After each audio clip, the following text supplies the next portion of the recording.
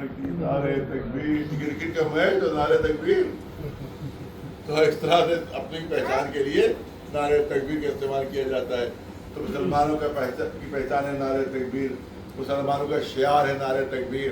اب اسی تکبیر کے معنی جا کے پھر ڈکشنری میں دیکھ لیجیے. تکبیر کے معنی ڈکشنری میں دیکھیے. تکبیر کے ڈکشنری میں، عربی ڈکشنری میں کیا معنی ہے؟ تکبیر کی عربی ڈکشنری میں معنی ہے بڑا بنانا. تکبیر کے معنی ہے لغت میں ڈکشنری بڑا بنانا، بڑا بنانا. تو پھر معنی لے لیجیے تو ڈکشنری سے معنی لے لیجیے بڑا بنانا. تو اس کا مطلب یہ ہے کہ جب مسلمان نعرہ تکبیر بلند کرتا ہے تو نعرہ تکبیر بلند کرنے سے پہلے اللہ چھوٹا تھا. جب نعرہ تکبیر بلند ہوا تو اللہ بڑا ہو گیا. کیا کوئی ماننے کا معنی نہیں، کوئی نہیں مان سکتا. ہر ایک کہے گا کہ تکبیر کے معنی جو ہے وہ بڑا بنانا نہیں بلکہ اعلان کبریائی ہے. اللہ کی کبریائی کا اعلان ہو رہا ہے. تو جس طرح سے تکبیر کے معنی اعلان کبریائی ہے، اس طرح تطہیر کے معنی اعلان طہارت ہے. صلوات بھیجو.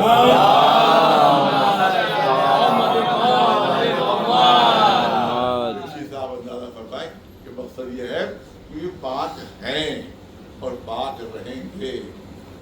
یہ کیوں تھے پاک کو بول رہی؟ آخری جملہ کرنا چاہتا ہوں، آخری جملے سمجھ لیں. اس کے سلسلے میں بھی غلط فہمی پیدا کی گئی. انما یرید اللہ لیذھب عنکم الرجس اہل البیت. یذھب کے معنی ہے کہ بتایا گیا، یذھب کا معنی ہے کہ ہم نجاست کو دور کر رہے ہیں. پھر وہی بات پیدا ہو گئی کہ نجاست اس وقت دور کی جاتی ہے جب موجود ہو.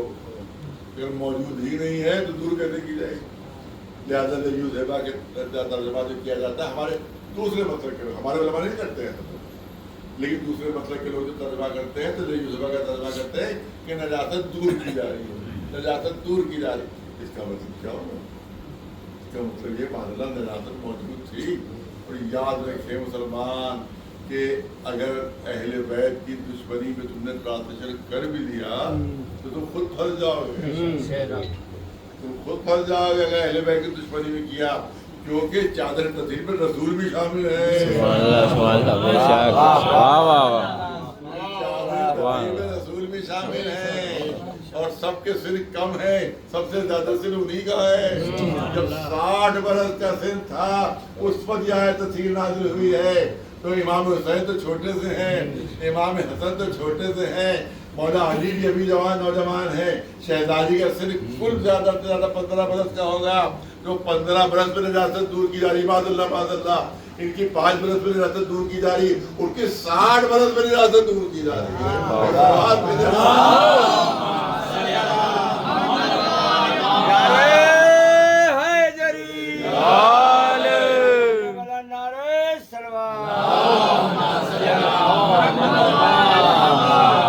آئیے دیکھیں کیا ہے معنی کیا ہے اس کے. بس آخر کلام کرنا چاہتا ہوں.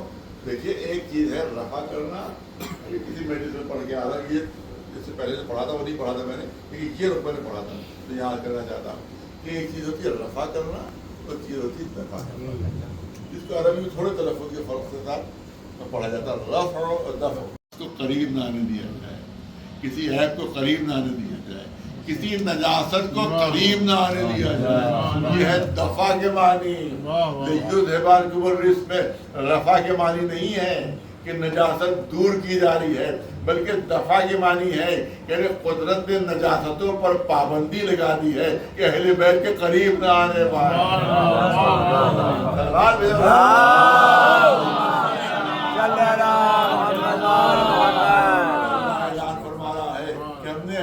نجاستوں کو دور رکھا ہے، اہل بیت نقائص کو دور رکھا ہے، اہل بیت عیوب کو دور رکھا ہے. یعنی ہم نے نجاستوں پر پابندی لگا دی ہے کہ اہل بیت کے قریب نہ آنے پائے. اب یہی میں ایک جملہ عرض کرنا چاہتا ہوں. کبھی کبھی ایسا ہوتا ہے کہ لاکھ کسی دشمن کے سامنے اہل بیت کے فضائل بیان کر دیے جائیں، اس پر کوئی اثر ہی نہیں ہوتا. وہ یوں ہی منہ کھولے سن رہا ہے اور کوئی اثر نہیں ہو رہا ہے. لاکھ کمالات بیان کر دیے جائیں، اس پر کوئی اثر ہی نہیں ہو رہا ہے. وہ ماننے پر تیار نہیں ہے اہل بیت کو. جو بالکل گھبرانے کی بات نہیں ہے. اللہ نے پہلے ہی کہہ دیا ہے کہ ہر نجس کو ہم نے اہل بیت ہے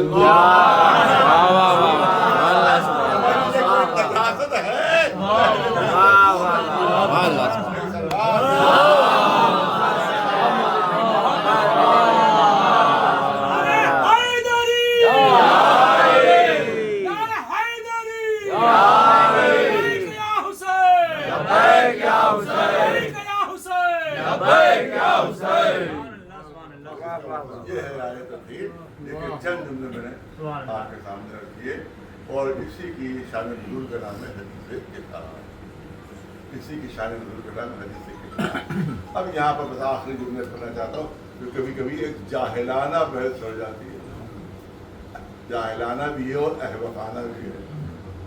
یہ بحث چھڑ جاتی ہے کہ حدیث قصہ پڑھی جائے یا دعائے کمل پڑھی جائے، حدیث قصہ پڑھی جائے اور اس پر دلیلیں دی جاتی ہیں۔ کوئی کہتا ہے دعائے کمل پڑھنا چاہیے، کوئی کہتا نہیں حدیث قصہ پڑھنا چاہیے، وہ زیادہ افضل ہے، کوئی کہتا ہے دعائے کمل پڑھنا چاہیے۔ جو کہتا ہے کہ دعائے کمل پڑھنا چاہیے، حدیث قصہ کی ضرورت نہیں، اس کو یہی خبر نہیں کہ دعائے کمل ہے کیا، اور جو کہتا ہے حدیث قصہ پڑھنا چاہیے دعائے کمل نہیں پڑھنا چاہیے، اس کو بھی نہیں معلوم کہ حدیث قصہ کیا چیز ہے، نہ اس کو معلوم ہے نہ اس کو معلوم، مگر لڑ رہے ہیں یہاں پر کہ بھائی کہہ رہا ہے دعائے کمل کا حامی ہے، وہ حدیث قصہ کا حامی ہے۔ اگرچہ دونوں پڑھ لی جائیں تو زیادہ وقت نہیں لگے گا، جھگڑنے کی ضرورت ہی نہیں، دونوں پڑھ لو جائیں گے، کوئل بھی پڑھ لو اور قصہ بھی پڑھ لو، تو کیا ہے کہ قصہ اور کمل میں کیا ہے نہ سمجھے، جو کمل کی حمایتی ہے وہ کمل نہیں سمجھتے، جو قصہ کی حمایتی ہے وہ حدیث قصہ نہیں سمجھتے۔ دیکھیے کہ جب اہل بیت نے اللہ کی تعریف کی ہے تو دعائے کمل بن گئی ہے، اور جب اللہ نے اہل بیت کی تعریف کی ہے تو حدیث قصہ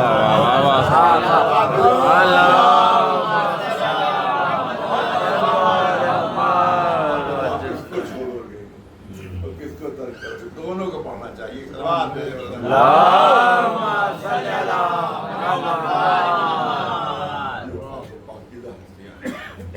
کوئی عیب نہیں، کوئی نقص نہیں، کوئی برائی نہیں، اس سے زیادہ کوئی قریب النفس، اس سے زیادہ کوئی شریف النفس کبھی تصور نہیں کرتا کہ اہل بیت کے طریقے سے کسی کو نقصان نہیں، اہل بیت کے ذریعے بعض اللہ کے دین پر ہلکا سا ظلم بھی ہو گیا، ان کے ذریعے اللہ کے رحمت کے نمونے تھے، اس اللہ کے کرم کے نمونے تھے، لیکن دشمنی تھی، عداوتیں، یہ وہ عداوتیں ہیں کہ جو کمزور لوگوں کو ہوتی ہے، کہ جن میں کوئی بھی کمال نہیں ہوتا تو صاحبان کمال سے وہ حسد کرنے چاہتے ہیں، اور حسد کی کوشش یہ ہوتی ہے کہ یا تو اس کا کمال ختم ہو جائے یا صاحب کمال خود ختم ہو جائے، تو کمال تو ختم کر نہیں سکتے تھے، کوشش نہیں جو صاحبان کمال ہیں انہیں کو ختم کر دیا جائے۔ کبھی شہزادی کے دروازے پر آگ لگایا، شہزادی کے دروازے پر آیا جاتا ہے، اور اس کے بعد یہاں تک کہ پسلیاں شہزادی کی شہزادی کی پسلیاں شکستہ ہو جاتی ہیں، جناب موتی کی شہادت ہو جاتی ہے۔ پھر دنیا نے منظر دیکھا کہ علی کے گلے میں رسی اور مدینے کی گلیوں میں پھرایا جا رہا ہے، شہزادی فریاد ابو الحسن کو چھوڑ دو ورنہ میں اپنے سر کے بال امام حسن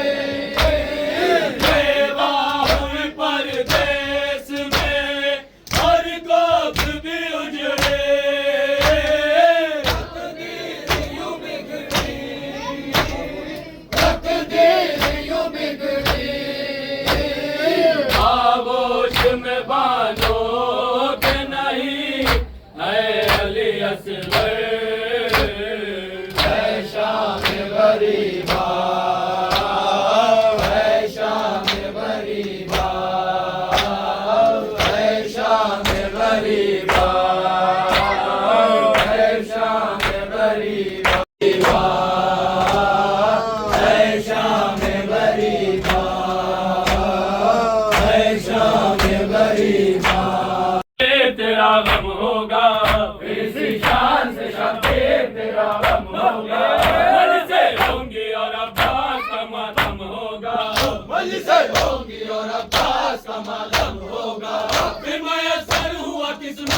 اگر ماہ عذاب الوداع ہے میرے مہمان میرے مظلوم حسین، الوداع ہے میرے مہمان میرے مظلوم حسین، الوداع ہے میرے مہمان میرے مظلوم حسین، جان لے غم شبیر کی یہ فرقت ہے، جان لے غم شبیر کی یہ فرقت ہے، لکھنؤ سوگ میں ڈوبا ہے ہزار رخصت ہے، لکھنؤ سوگ میں ڈوبا ہے ہزار رخصت ہے، ہر طرف چھائی ہے شبیر کے ماتم کی گھٹا، الوداع ہے میرے مہمان میرے مظلوم حسین، الوداع ہے میرے مہمان میرے مظلوم حسین، الوداع ہے میرے مہمان میرے مظلوم حسین، کتنے غمخوار ہے شبیر کے سب شاد رہے، جتنے غمخوار ہیں شبیر کے سب شاد رہے، ویسے سرور سے جہاں بھی رہے آباد رہے، وجہ سرور